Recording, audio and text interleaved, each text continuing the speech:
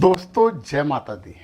शनि देव की प्रिय राशि कुंभ राशि के जातकों के लिए आज हम बात करने वाले हैं कि 14 अप्रैल को उनके धन भाव से सूर्य ग्रहण खत्म हो रहा है और सूर्य महाराज अपनी उच्च राशि में यानी मेष राशि में प्रवेश कर रहे हैं, जो निश्चित ही आपको पराक्रमी बना देंगे।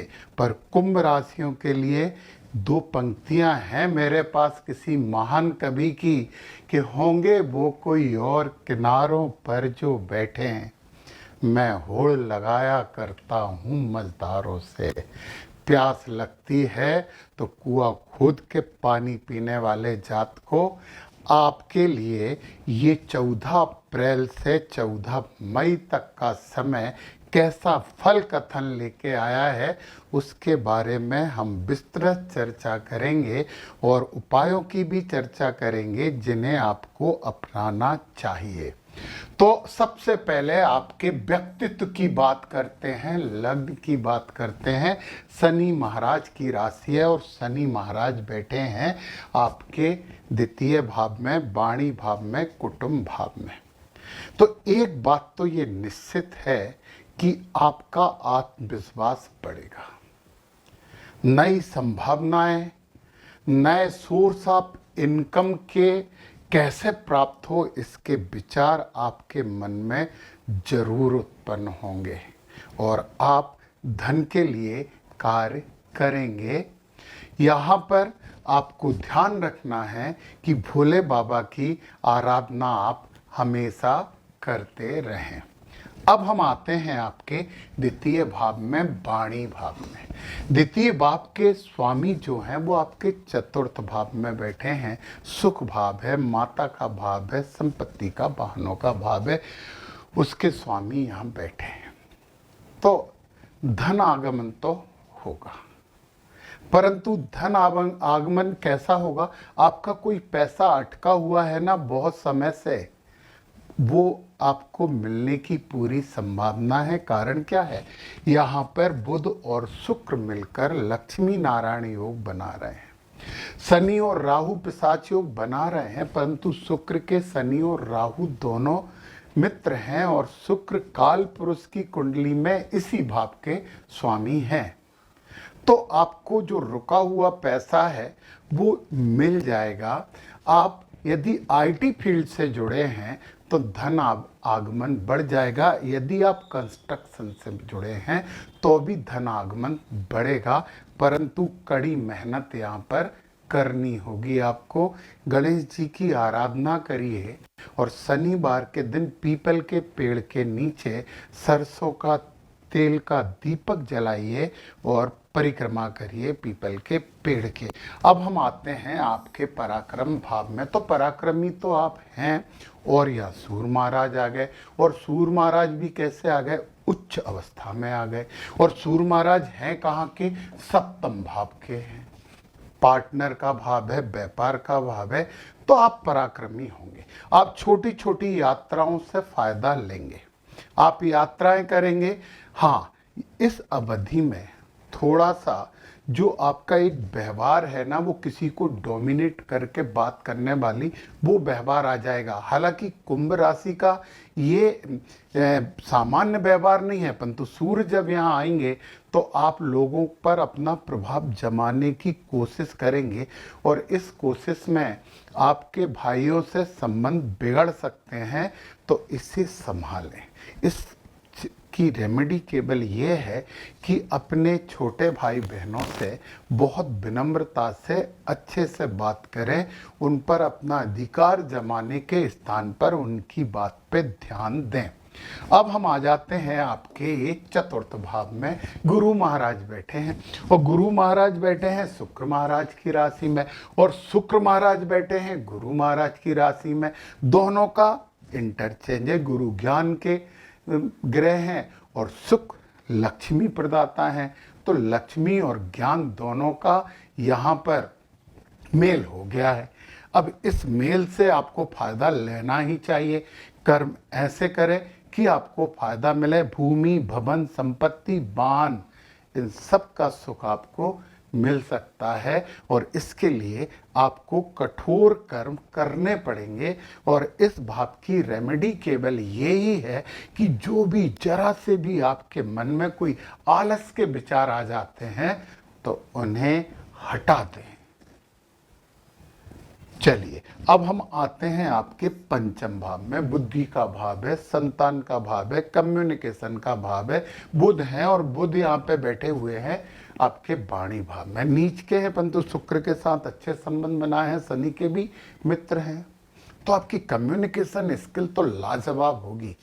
आप यदि मार्केटिंग फील्ड में हैं तो लोगों को अपनी बातों से प्रभावित तो जरूर कर लेंगे और इससे आपको फायदा जरूर होगा। चूंकि यहाँ के ग्रह अपनी नीच राशि में बैठे हैं तो संतान से वैचारिक मतभेद हो सकता है।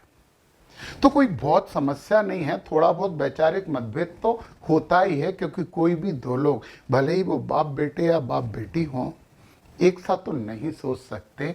ये सोच ही तो है जो ऊपर वाला हमें दे के भेजता है। अब उसमें हम कितने परिवर्तन कर पाते हैं उसके आधार पे हमारा जीवन क्रम चलता है। इसीलिए गोस्वामी तुलसीदास जी ने कहा है कि प्रथम भगति संतन कर संगा। संतों का साथ पहली भक्ति होती है और संतों के साथ से क्या होता है कि हमारे विचारों में परिवर्तन आता है और यदि सकारात्मक परिवर्तन आ गया तो हमें भक्ति का फल प्राप्त हो गया। तो आप भी संतों के संग साधिए और ये भक्ति है, पहली भक्ति है, करिए। अब हम आते हैं आपके छठे भाव में। रोग, रिपु और ऋण या मंगल बैठे हैं। शत्रुओं को तो वो फिर भी परास्त करेंगे भले ही नीच राशि में है। आप किसी भी हालत में या बड़े इन्वेस्टमेंट या लोन वगैरह लेके काम नहीं करें कम से कम 1.5 महीने। इसके बाद आप लोन लेके भरपूर कुछ भी काम कर सकते हैं, क्योंकि मंगल इसमें आ जाएंगे तो फिर तो आप किसी से भी कितना भी मार्केट से पैसा उठा के अपने व्यापार को बढ़ा सकते हो और अच्छा कर सकते हो। सप्तम भाव की बात करें तो सप्तम भाव के स्वामी बैठे हैं यहाँ पर पराक्रम भाव में। सूर्य हैं और पराक्रमी हैं। व्यवहार में थोड़ी सी तीक्ष्णता आएगी और ये तीक्ष्णता हमारे जीवन साथी को समस्या दे सकती है। छोटे मोटे वाद विवाद हो सकते हैं, उनसे बचने की कोशिश करिए। सूर्य महाराज को सुबह सुबह उठ के तांबे के लोटे में जल अर्पित करिए। निश्चित ही आपके व्यवहार में थोड़ी सी विनम्रता आएगी। आपके जीवन साथी के और आपके बिजनेस पार्टनर के व्यवहार में भी विनम्रता आएगी और जब दोनों के व्यवहार में विनम्रता आएगी तो समस्याएं बचेंगी कहाँ। समस्याएं सबके साथ होती हैं, परंतु उन समस्याओं से हम लड़ कैसे रहे हैं, हम जूझ कैसे रहे हैं, ये महत्वपूर्ण है। तो आपके लिए महत्वपूर्ण समस्याएं नहीं है, महत्वपूर्ण है सल्यूशन।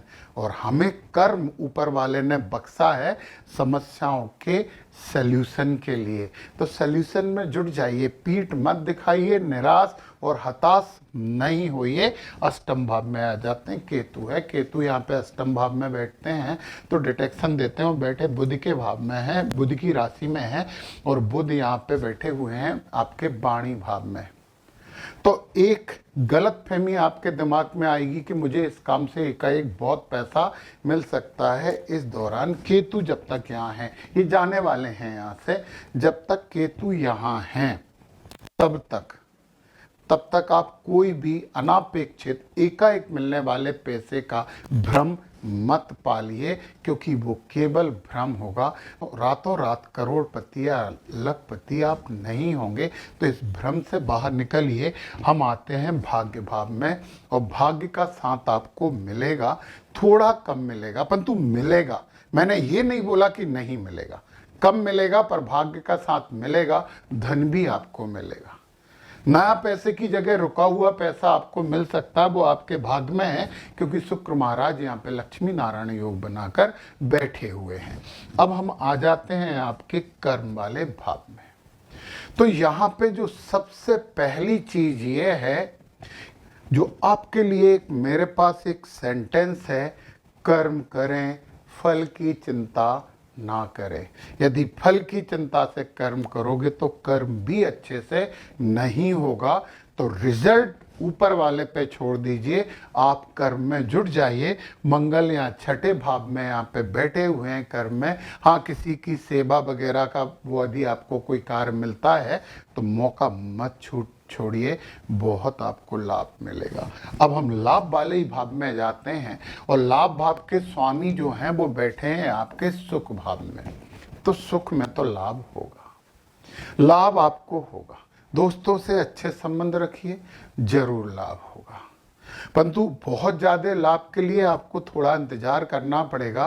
परंतु ऐसा नहीं है कि लाभ नहीं होगा, लाभ भी आपके लिए है। हाँ, मित्र मंडली से संबंध अच्छे बनाकर रखिए और गुरुवत लोगों का सम्मान करिए। और मैं एक बात बताना भूल गया, ये अष्टम भाव के लिए आप गणेश जी की आराधना करिए। संकट नाशनम गणेश स्तोत्र का पाठ आप करना शुरू कर दीजिए। गणेश जी के 12 नाम हैं, उनका जप करने से गणपति जी बहुत खुश होते हैं, तो सब समस्याएं विघ्न सब हट जाते हैं।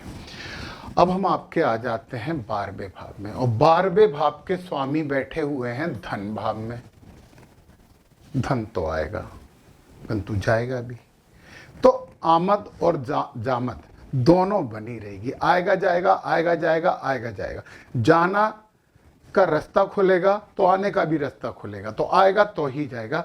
इसलिए आपको कोई ज़्यादा समस्याएं या नहीं हैं। यदि आप इस दौरान बीमारों की सेवा कर सकते हो, बीमारों की सेवा करने वाले छोटे कर्मचारियों की भी सेवा कर सकते हो, तो आपके लिए बहुत अच्छा होगा। तो कुंभ राशि के जातकों, भविष्य में आशा की किरण तो हमारे लिए है ही, और वो किरणें आपको ऊर्जा देंगी और आपको कर्म के लिए प्रेरित करेंगी। सब कुछ अच्छा होगा। जय माता दी।